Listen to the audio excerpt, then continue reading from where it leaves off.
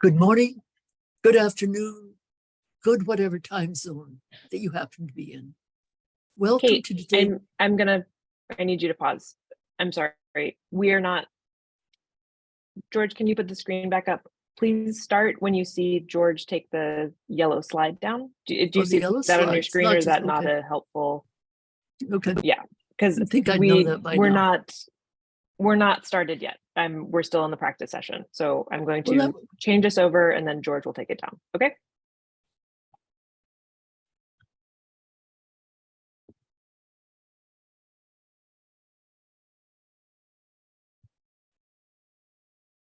Good morning, good afternoon, good whatever time zone you happen to be in. I am delighted to welcome you to today's Skirball Tapes. As you know, we talked figures of radical imagination and indelible acts. We speak for about 40 to 45 minutes and then questions. Today's guest, by the way, put your questions in the bottom of the screen, please. That would really be great. Today's guest embodies, as well as anybody I know, the themes of radical imagination and indelible acts. I also think of her as an American prophet. Prophecies from those figures, sometimes zany, who show us our sins and crimes and follies, but also show us the possibility of a better and redemptive future. They call us, sometimes with great humor, to a better world. Today's guest, I am so happy to welcome the indomitable Catharine Finley. Karen, I need to ask you about an experience I had last Saturday. So I walked down a flight of stairs, steel stairs, to a small theater in the basement of a building on the far west side of New York. And I sat at a table, and there was a small stage with a rack of clothes, nothing, scarves, blouses, jackets. There was a screen, and there was a podium. And we in the audience were filled with anticipation because we were coming to see your latest performance, which had this quite extraordinary name. And if we could see what the program was that I held in my hand as I sat in this basement: COVID, vortex, anxiety, opera, kitty, kaleidoscope, disco. Now, then you emerged from among us. Venus emerges from the sea on her little half shell. You emerged, and we all gasped because you were wearing a hazmat suit, a plastic shield covered with flowers and sparkles, and you ascended the stage and let the show go on. So in COVID vortex, Karen, what was your mission? What is it that you wanted to accomplish?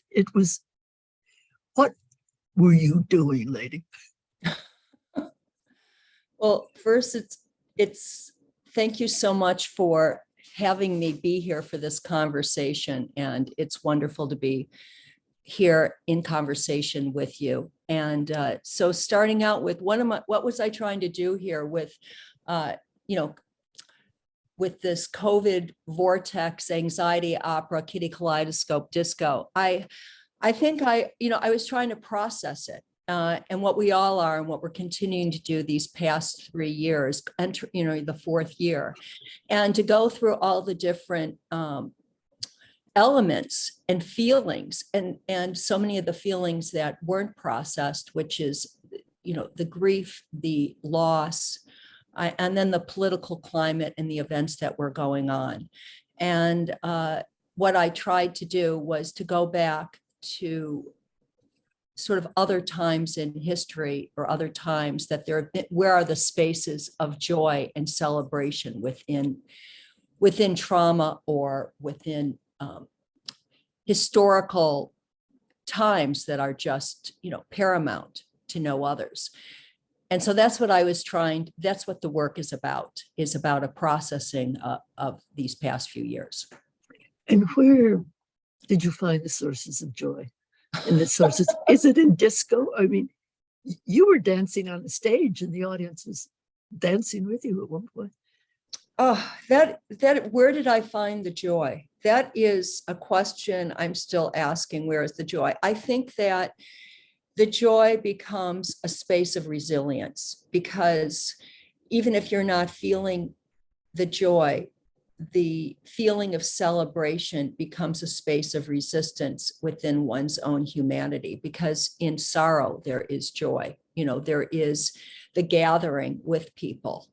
There's the memory. And so, yes, that is a very conflicted emotion. And that's what also that is what the performance asks too. Where is that, the joy? And that's what I'm asking. You talk about the exhaustion of sorrow. Is it? You've been working very hard. How hard is it for you to incorporate into your own body and then give it back to us, your audience, these conflicting emotions and what you call the craziness of our period, or in another phrase that rings in my memory, this dyslectic world that we call, dystopic world that we call living? Is it difficult for you? It must be tiring from time to time. Thank you for that question. I think that everyone is asking themselves right now about that. It's about the exhaustion, but then pushing through the discomfort. And I'll just address exhaustion for a moment. I mean, everyone, we're still feeling exhausted. I mean, I'm here also, it's really an honor for me to be here speaking with, NYU Skirball Tapes. And I'm part of the university. I'm part of education. And thinking about moving, I've been very moved by my students and colleagues, and also my neighbors, of the exhaustion that we carry in our bodies, but yet to continue and to push through with because there's a humanity in it, and because our ancestors have pushed through this exhaustion. And that is what I call on. And the sense of discomfort, that's a very good question. It is there. And I think everyone is going through that, but I think in my performance, I'm putting words and emotions and I'm calling to it. And that's what the purpose of the artwork is about, is to have that space to acknowledge and process the exhaustion. But in my performance, it's talking how the exhaustion is also another way to be expressing the grief. So it is the anxiety opera. Yes. The ancestors, I'm so glad you mentioned the ancestors. I was talking to a group of students about your work, and they wondered, where did you come from? How did you become Karen Finley? So could we go back in time just a little bit? You've written about birth and what child's birth is really like, and you were born in 1956, right? Yes. Evanston, Illinois? Chicago. Chicago, well, all due respect to Evanston and Chicago. Karen, were you a Catholic family, or it was a mixed religious family? Or I see so much religion in your work, but I don't want to overstate that. Well, thank you for that question of asking, where I am from. And I think I'll get to those questions about thinking about religion and thinking about philosophy and purpose. But when you first asked that question, I immediately went to the times that I was living in. And I think I am also a product of my time in terms of a woman and coming of age, 60s, 70s, and the women's movement, the civil rights movement, what was happening. I was a child in terms of the trauma of seeing, leaders being assassinated. Yeah. And one of my early memories is watching, we just see that the Chicago Democratic Convention is going to be in Chicago next. Well, one of my very strong memories is seeing through the night I had a slumber party at my house, and I saw on A slumber party? that night in August, the Chicago Democratic Convention in '68. And I think that, that changed my world. It changed my world. I saw the police, in live time, assaulting, the protesters.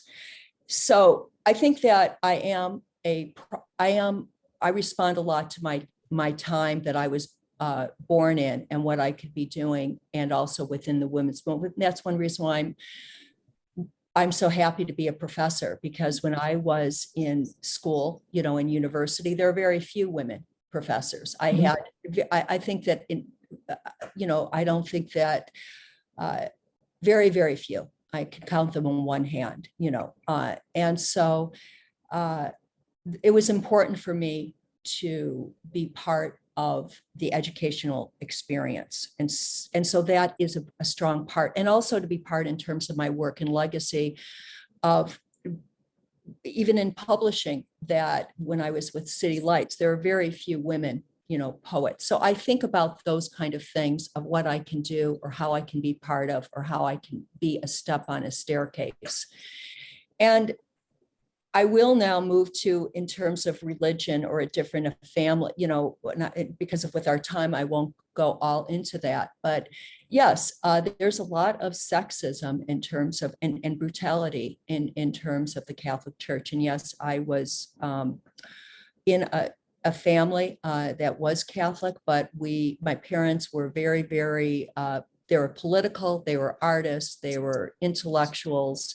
So I had one of those incredible upbringings where I was allowed to, the creative world I was allowed, and to question. And there were different religious influences or philosophies, including, metaphysics and different influences, what I won't go all into. But I think, yes, my work is speaking to against the authority, whether it's going to be in religion or in political power, or even in the institution, how I can work with that. Can I ask you about one of those emancipatory moments in your life? You're in a public library in Evanston, and you write about this, and you're looking for meaningful expression, and you're not yet a high school kid. Mm-hmm. And you find a poet named Robert Kaufman, Bob Kaufman, African-American poet who died in 1986. What? I see this girl, this brilliant girl, standing in the shelves of a, God bless them, public library, discovering this poet. What happened to you in terms of your sense of the possibilities of art? The reading, I mean, that's, the library is still everything. I mean, and that's why I thank you for bringing this up, because we're looking at, in this political moment, about libraries, books, knowledge is being all tested in terms of legislation. And, the library is my friend. The library is my confidant. The library, really is such a wonderful partner. But yes, it was reading poetry and finding those poets that changed my life. And then I sort of felt it was with the path of poetry. So with Bob Kaufman's work, and then Sardines, and then finding what's beautiful about the stacks is what's next to the book. And then also what you pass by it, right? And so it just was with the words, and the expressions meant so much to me. And then also, also when I'm just talking here right now, you can see I'm struggling for words because it's very embodied. Poetry or writing, when you find your voice or work that speaks to you, it takes the words away. You feel it in your body, you feel it in your heart and in your soul. And so that's what happened with me. Well, it's because you write about Kaufman, the daring use of language, revealing emotion, taking on social issues, and using language as resistance. But if we could just take 30 seconds to ask about one of your other ancestors. Not your mother, not your father. There was in Chicago an Irish writer who wrote a brogue named Finley Peter Dunn. And there he is with his beautiful pisnes. I think we can take him down now, though he was an important writer. And you dedicate one of your books to him, Finley. Was he this rebellious journalist who spoke in an Irish brogue? Was he one of your close ancestors and just floating in the great ether we call the ancestors? Well, thank you for these examples and looking at within in writers. But yes, that is a distant, because it was some time ago, right? I think he died in the 30s. But yes, it's a distant writer, but I think that but he was an outspoken social critic. And he kind of started at that time, wrote with a saloon, Mr. Dooley, and he spoke about politics through the saloon. So it was a bartender who was talking about politics. And I just thought that I do that. I think I'm a social critic. I'm a visual artist and I'm a performer, but I think that at the heart, I am a writer who is very interested in speaking out about politics in the world and kind of turning it on its feet, kind of giving a different kind of a perception. So yes, that is part of my ancestors, or in a way, but I think it's also part of, I think it's interesting to think about parody and social satire and the importance of that in terms of way to deal with speech, of ways that you can speak about things where you offer a different perspective, and to use parody or satire as a way to show and to confront power and to offer truth. Well, you are very funny. And I think those who would demonize you underestimate how funny you are. I'm looking at, for example, your play of 2006, George and Martha, where Martha has many meanings, and it's raucous. It's satiric, but it's also raucous. It's a comedy. And is it fair to say that you use comedy not only as a form of exposure, but comedy as a form of connection? Laugh with me, dance with me, be shocked by me, but also laugh with me. Is that fair to say? When you're bringing up the humor, I can feel my body having not laughing. It is, thank you for bringing that up, because humor is actually a weapon. I look at it as being a device, a feminist, a gender device. It is a way where I wouldn't be taken seriously as a woman. But if I'm using humor or as a way, what I use it as a device. I purposely, because to be mixing that with the angry woman, the anger, that I purposely use the humor, but it's also been a strategy that has been used with so many different people. And right, so if it's going to be Irish humor, Jewish humor, queer humor, Black humor, it is this way of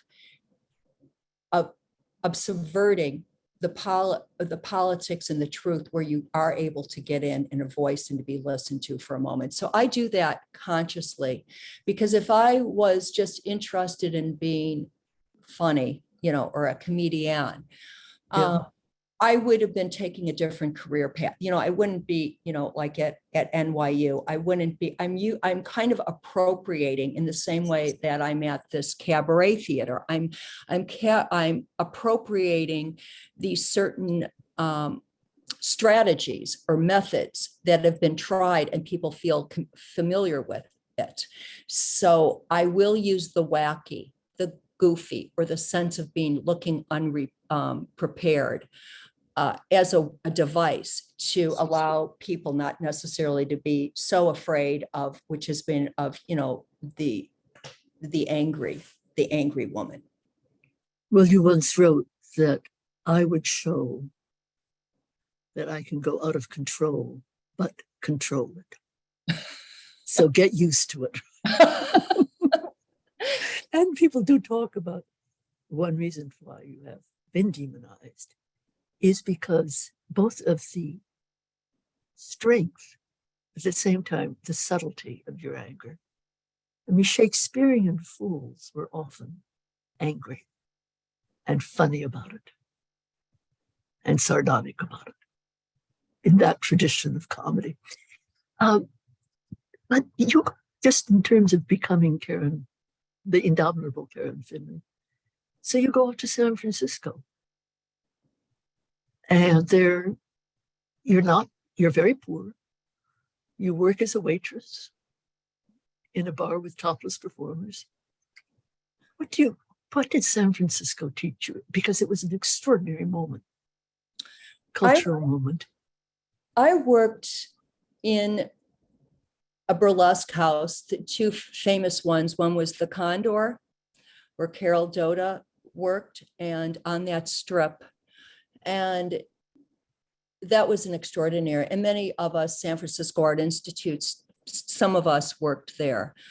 And it was an extraordinary, wonderful experience when you live in your times, right? The times that I was there. And right across the street was City Lights Books. So to have that happening there and then also being, exposed, but, it was San Francisco, and the people was just much more loose and free, and there's a strong conceptual background, writers. There is a very strong gay population and area living there, and I was able to perform, but it was an extraordinary time. And when I'm saying this, though, I want to bring up is that the school I went to for my school, the San Francisco Art Institute, is no longer here. It closed during COVID, and so I just want to note that about. Well, it had an extraordinary legacy, and about. I just want to bring that up because of the idea of loss. So that's one of my kind of sense of thinking about losses during this time too. It didn't. So those were some of the experiences. I had wonderful teachers. I had, you meet your peers and people that you meet. So it was an incredible time for me.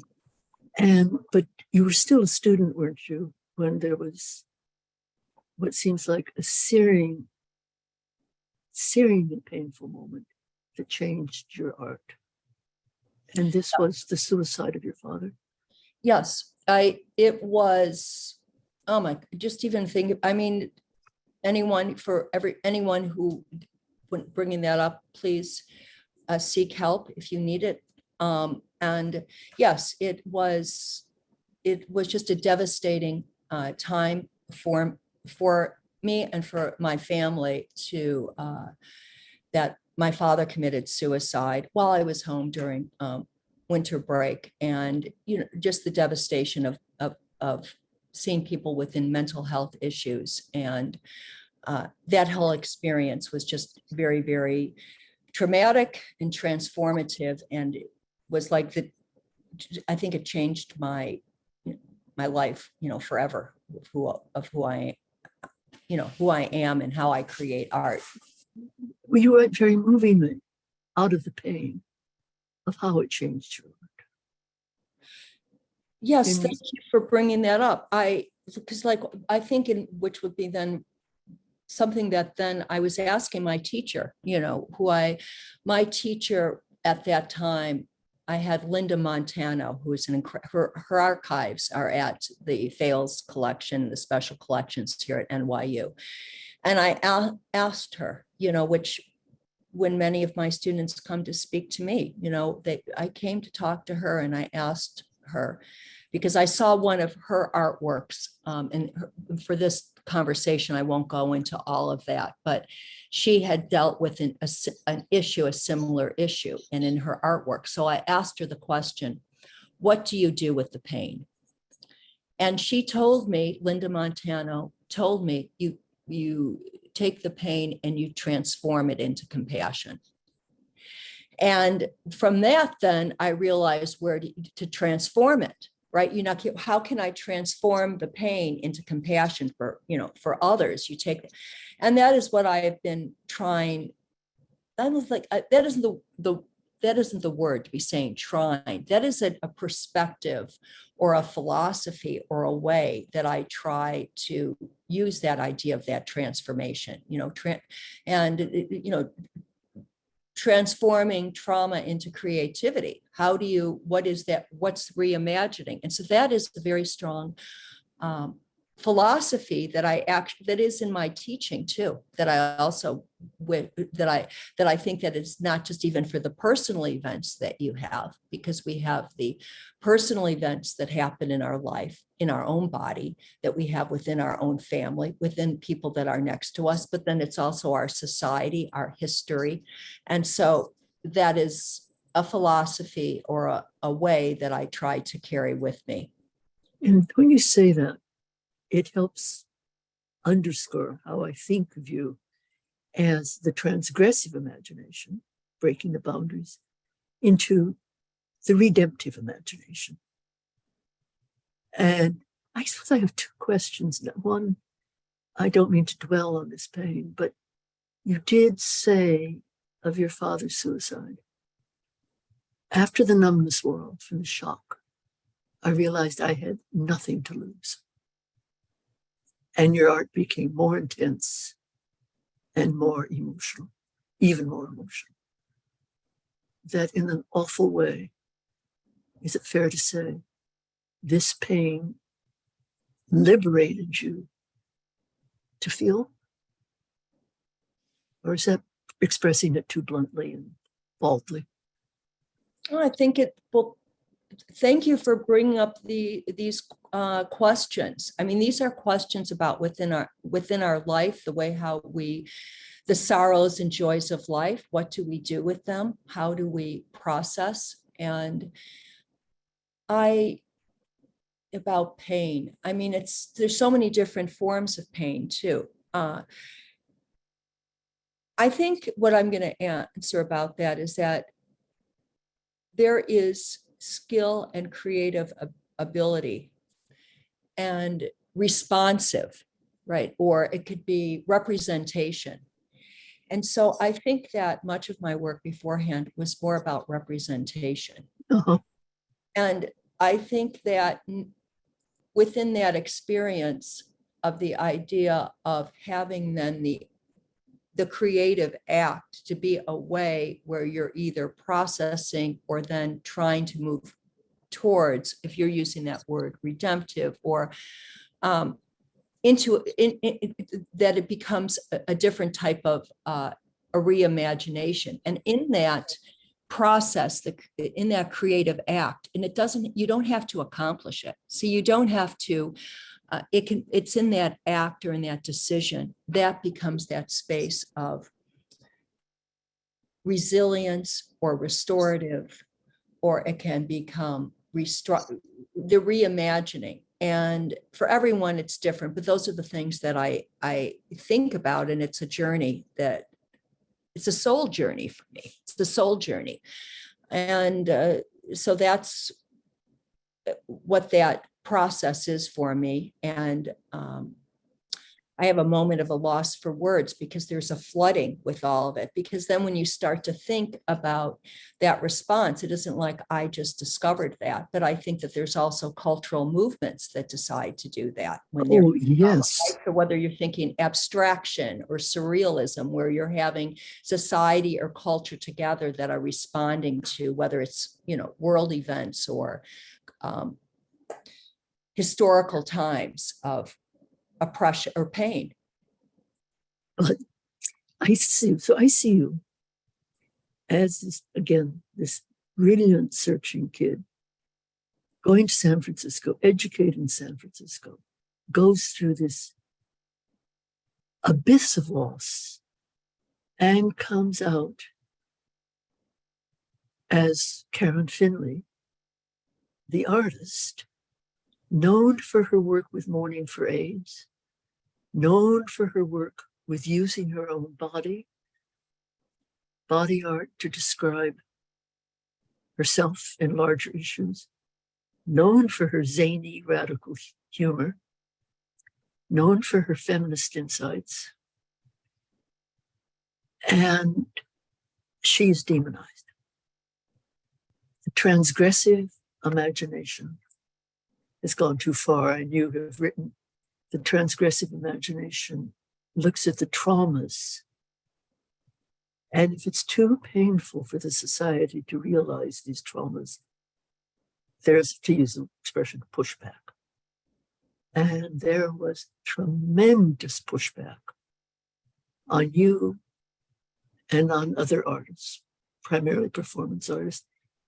Jim, very briefly, can you just tell us, because we cannot forget this, the legal battle that you and 3 others fought with the NEA that ended up in the Supreme Court. What was it like those 8 years when you were being culturally demonized, when the fate of the National Endowment for the Arts and government funding the arts was in question, and you became, what we have on the screen, friends, is a text that I reread the other day, which the Supreme Court argument against, in the case, the National Endowment for the Arts et al. V. Finley et al. If we can take that down because it's hard to read, but you went through 8 years of this legal battle, which I think makes you a guardian of how to get through something like this. What was that like? And what happened in 1998 when the Supreme Court said, you lose? You were battling for artistic freedom, which you've always done. Tell the current generation who's going to have to go through these battles what it takes. Well, I'd like to also recognize the other 3 plaintiffs, Right. Holly Hughes, John Fleck, and Tim Miller. But just Right. very quickly, in 1990, we had applied for grants, and our grants were denied based on decency. Or indecency. Indecency, so using decency or indecency as a way to apply or removing public funding, which I'll get to in a moment, and why that's so important. And so when the grants were removed, it became, and for this time right now, it became a legal battle that eventually went to the Supreme Court, and we did lose. And I have to say that the performances that we were dealing with were all dealing with in terms of gender, queer identity, dealing with war, abortion, dealing with many different race, dealing with many different political, social issues, not political issues, social issues in the artwork. And so that was, it was a battleground, and it was very, very difficult. And I actually felt, and many of the senators, and it was at the time of AIDS. So a lot of the work too that we were doing, work was about, my work is about AIDS, is that, was the censorship that then occurred with our work, and also the demonization, but also the fact that our lives, we would have threats, death threats, it was just a horrible, horrific time. But we wanted to make sure that we fought this battle, because even if you are losing, it's important to go through it.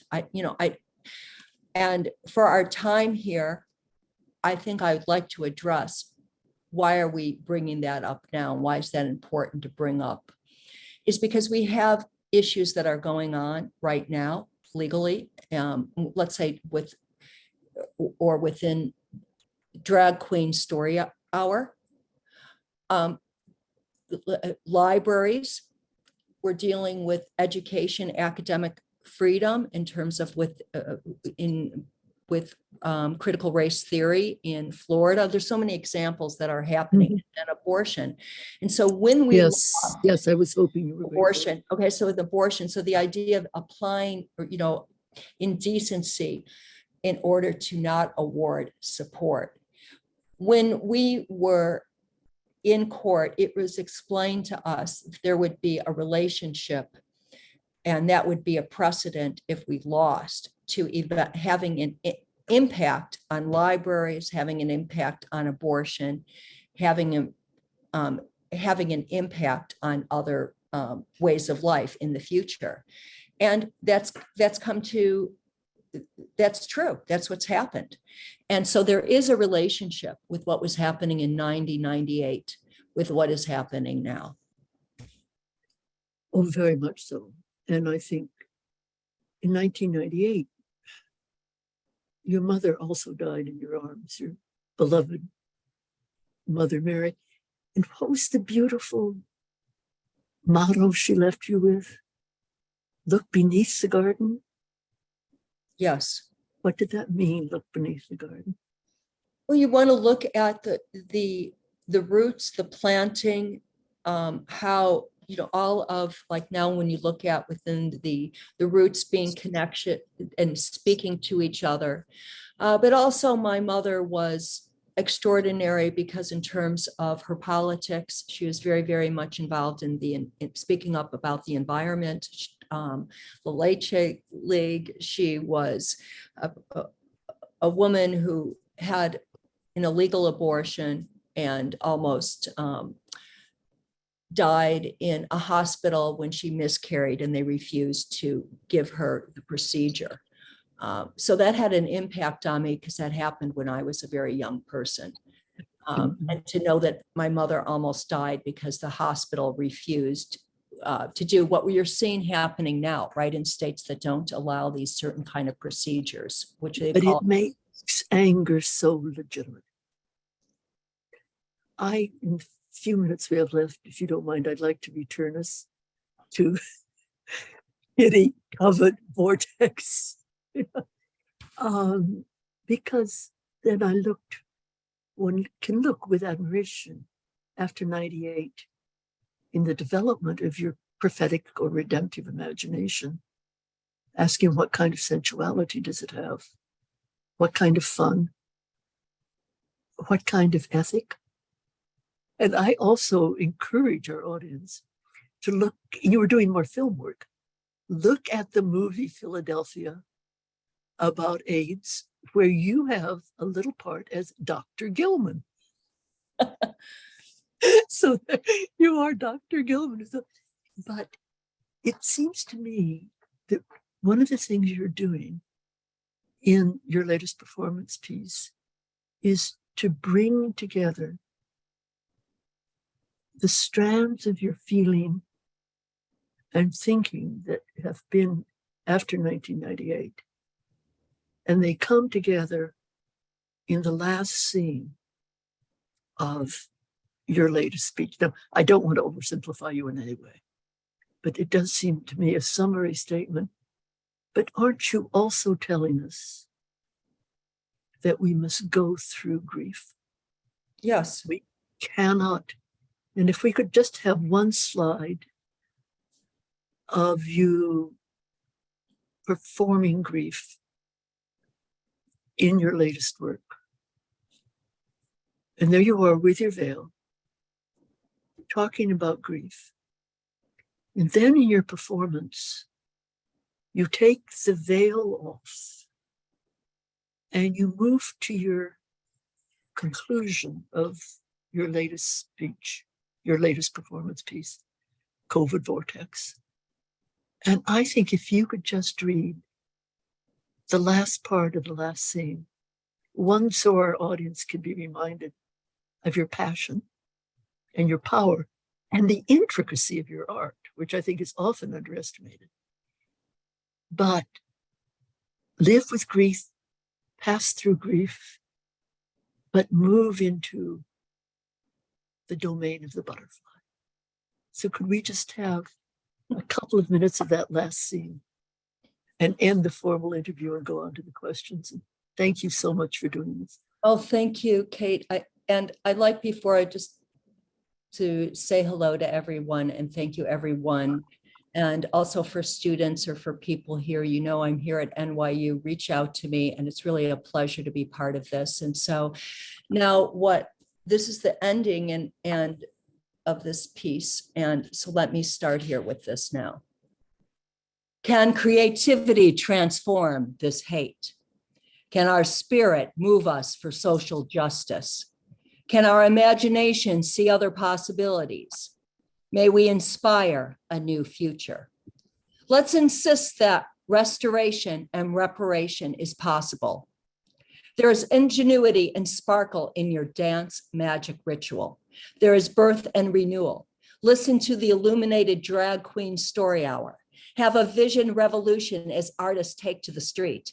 It's an art revolution. Make art, not hate. Be public with your art. Don't take soul for granted. Our body are ours. Leave space for love. Little love grows to big love. So I leave you here tonight for you to keep your heart strong. Courage with love. Be generous with our love. But the more vocal we are love, art, and humanity. Let us believe in each other. Offer support. For voice to be seen, for agency. To be heard, to have choice. There have been too many not believed. It is about belief, being believed, trust, support, to show up. My body is not yours. Remember, witness. If only Anita Hill was believed. If only, tonight I believe you. You do not have to justify, validate, give the evidence, put your hands up, prove, pull your panties down, have the photo proof, the cash, the receipt, the down payment, the degree, the resume. I believe your experience, your life, your decision, your body, what happened to you when you stopped speaking up, for you know you wouldn't believed. You weren't expected to be talented, to amount to anything. You are here for others' pleasures and desires and needs. But tonight, let us believe, support, encourage, inspire, acknowledge, compliment, say hello. Say it's good to see you. So glad to see you. Even if you have never seen each other before. And that's how it starts, like the butterfly. And that's how it continues. Find your secret garden. Thank you for coming to my garden and coming to play. It's Saturday night. It's New York City. And when you leave, look up, look out, look in. It's an examined life that is meaningful and gives purpose. It's a gathering in public that gives fellowship. It's the New York hotspot, our heart's hotspot that holds our dreams and hopes. Because maybe my life will be better if I can dream of a magic garden. It will. Maybe my life will be better if I see some theater. It will. Maybe my life will be better if I start a festival. It will. Maybe my life will be better if I become a friend. It will. Maybe my life will be better if I make some art. It will. Maybe my life will be better if I write a poem. It will. Maybe my life will be better if I get up and dance. It will. Maybe my life will be better if I play some music. It will. Maybe my life will be better if I sing my heart out. It will. Maybe my life will be better if I have a conversation here with you today. It has. Maybe my life will be better if I might share my art with you. It has. Open our heart, open our mind, open our hand, open our soul. Thank you, Rainbow Night Glimmer. And my friends, this is the voice of a genuine American prophet. Thank you, Karen. Are you ready for some questions? Thank you. Thank you. All right. Where do I? Here's one. Please talk about the spirituality and intuitive power you inherited from your female ancestors. Oh, that's a beautiful question. I think it's about intuition and being here in NYU, the institution, something that has been a part of resistance or rebellion. Thank you for listening to me. And right now I'm using this other part of me and setting aside that emotion part from my performance. And I just want to acknowledge that. And I want to acknowledge the spirit and the space here in the room and everyone that had worked here together to bring this to happen. I really want to thank you for all of your efforts. Thank you so much. And so let us speak about intuition. I think intuition isn't spoken enough about in the academy. Everything is, and I said, what did I say in my performance at the end? I believe you. And I think we need to have that. What is our life experience? What is the ways that we feel? What are intuition? Those are all knowledges that need to be, and in my family, that is something because especially on my mother's side, I learned many different forms of divinations, and that was passed on to me from my mother, my grandmother, and from her mother. And so that is an important part of my spirituality, is the intuitive, and to be the medium, and to be, to use your psychic powers. Thank you. Another question. What is to be learned from failure? How do we? My goodness, how do you approach? The first thing when I think about that, I've seen that so much now, like saying, talk about your failures, talk about this, because I don't look at things really in a binary in that way, because I don't look at always things with success, and I look at it more with a journey. And but that's an interesting question about that with the failure.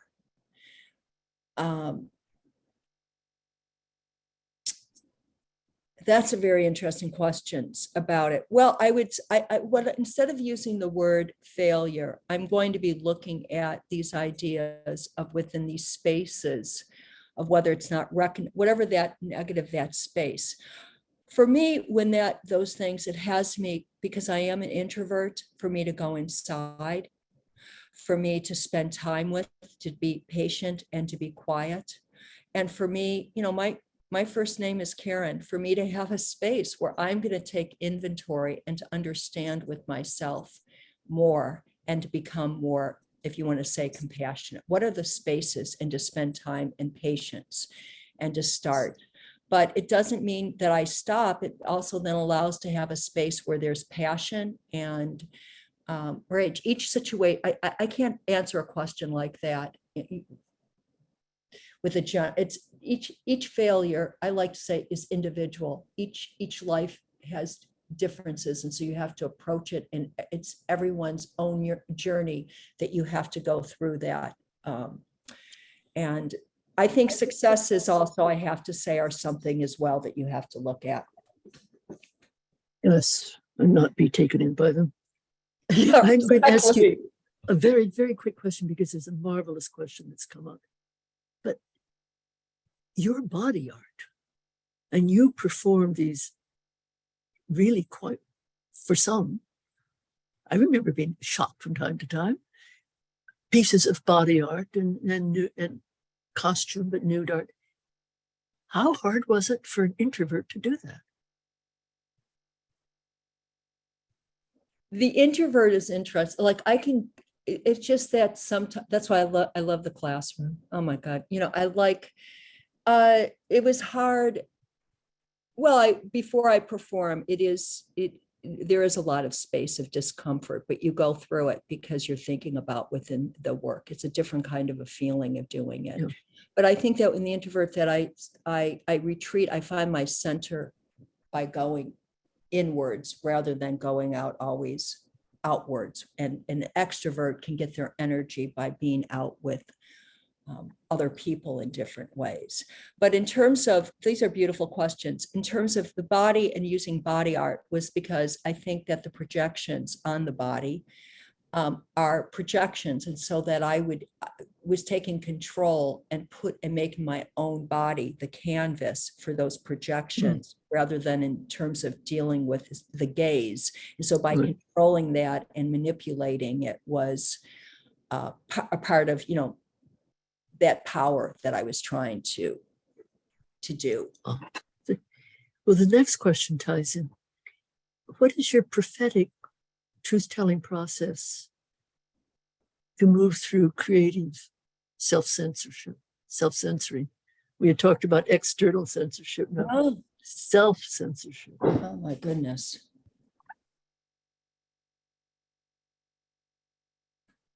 Oh, that's such a good question, right? How do we deal? Well, there's so many different ways. There's so many different processes, and these are all important questions. And why these questions are also important is because we get to consider all of the different steps we have to go through to create or to make and to see things. And I think that these words, it's about editing. I mean, the editing when I'm doing my performance is everything. And in the books, it doesn't just come from anywhere. It isn't just coming. I mean, I think that there is this generalization sometimes even in the work that in art, that it just comes from, nowhere. You just all of a sudden make this work. Well, I think artists, it's very similar to scientists or academics, that there's lots of different decisions that you go through. And so those are the certain kind of decisions that one goes through. And in the same way that one doesn't say fire in a theater, there's certain kind of things that sometimes things are automatic, but then there's also kind of ways that you have a process and you're thinking about things deliberately. And that is one of the processes is too. But I don't look at things as being self-centered. It's about editing. You have to make decisions. What are the things that one has to be thinking about and looking at? And I am a very private person. There's many things I don't share absolutely everything that I have with everyone. There's certain decisions that I make and that I decide about. But that's a very good question. Thank you for asking that question. Anyone has any other follow-up, where to contact me, but that's very this does tie in here. You seem so fearless. Did fear ever play a place in your work? Well, you do write about that. I have fear I think that my work doesn't come out of courage. I think my work comes out of also fear. I mean, I think that feeling,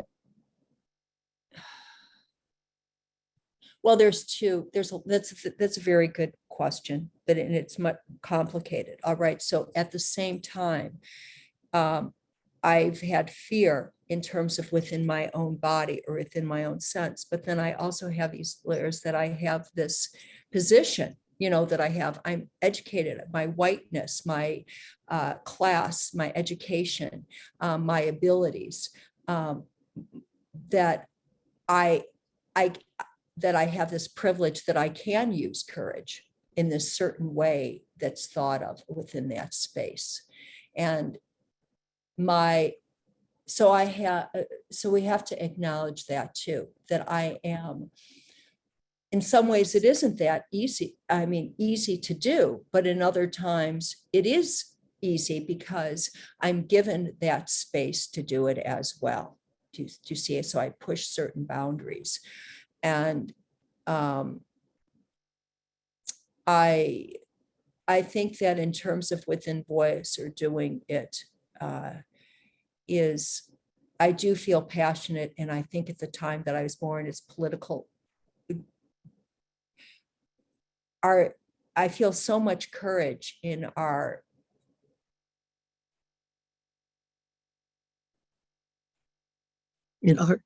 times, just brings tears to my eyes, I mean, there's so much courage, right? I think in our, my students and the times that we're living in. So we all take our part in what we can do, and we do what we can do with our abilities. So I think for me, I thank you for saying that, is what do you have and what can you be doing to be contributing to society and the arts? And so that is something that I've asked myself. The next question, they all do tie together. And I think this, to my regret, will have to be our last question. Tell us more about your teaching. How has teaching changed or affected your work? Did you always want to be a teacher? And as a working teacher and a working artist, how do you balance the two? Oh, I think I was always interested in education, because education, when you're looking at within ancestors, it was the classroom. I mean, you have your family, you have your friends, but then when you have within your teachers and you have the education, that is the place where you're in discourse, and that is everything. And I owe everything, I would say, with my career within within that world. And how do I balance it all? I don't know if I balance it. I just sent my note to my students, the update's coming tomorrow. My students are the joy, because we're working there together. I love thinking and creating work. And my colleagues, my department, Art and Public Policy, and the university is just, it is a joy, because it's in the learning, it's in the mind, it's the questioning, it's the thinking, it's the slow thinking. Many times people, what I love about it is, in this classes, they talk about slow food. Well, I love the slow thinking, like taking the time.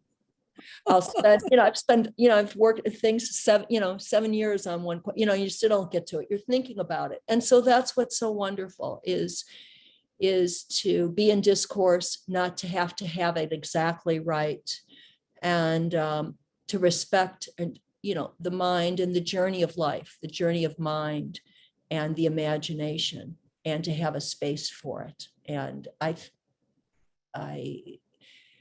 think it's restored me, and it was a beautiful place that I could come, that I've been able to be at. Thank you. I think you would share with me also thanks to the women of Iran. Yes. For what they are showing us about courage, and as well as other people. But you show us as well. Thank you for your comments about fear and fearlessness. Everything you've said matters. And you've thanked us. You have a reputation for being kind. So thank you for all your kind thanks. But may I, on behalf of the audience, behalf of the program, the Skirball Tapes, and on behalf of myself, thank you so much for being there. Thank you for being with us. And thank you for keeping going. And thank you for that performance on Saturday night. So take care of yourself, Karen Elizabeth Finley. You are one of our prophets. Goodbye, everybody. Thank you so much for being with us. And again, Karen, thank you for being with us. Thank you. Thank you. Thank you.